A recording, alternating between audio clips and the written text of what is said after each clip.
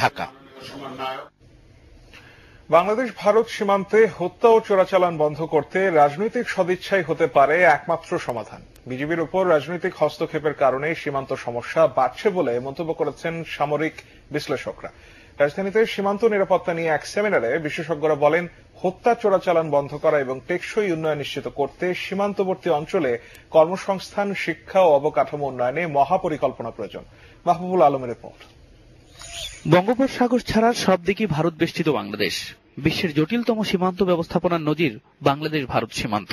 সম্প্রতি সীমান্ত চুক্তি বাস্তবায়ন প্রক্রিয়া শুরু হলেও নিরাপত্তা নিয়ে দুই দেশের উদ্বেগের শেষ নেই।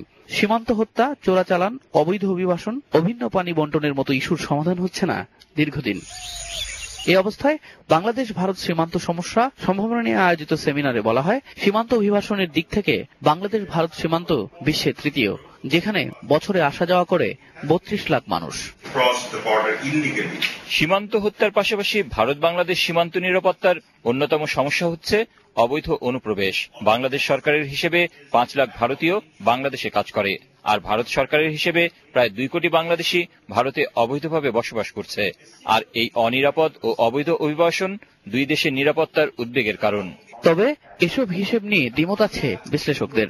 দুই দেশের নিরাপত্তা, যোগাযোগ ও উন্নয়নের জন্য রাজনৈতিক সদিচ্ছার উপর জোর দেন তারা। আমাকে ফোন করলেন অতি উচ্চ পদ থেকে, এই তোমাকে আমি বলছিলাম এখন জেলা ছেড়ে দিতে, স্যার ছেড়ে দিব স্যার, কিন্তু সে তো যে মিনিমাম যে টাকাটা দেওয়ার কথা একটা দিকে সীমান্তের যে চেক পোস্টে, সেটা তো দেয়নি সে, কারণ সে দেখাচ্ছে হিন্দিতে যে বেনাপোরে টাকা দিয়ে আসে, ওটা ফেক। আমাদের এখানে একটা ইশারা দিতে হবে, রাজনৈতিক সদিচ্ছা করো।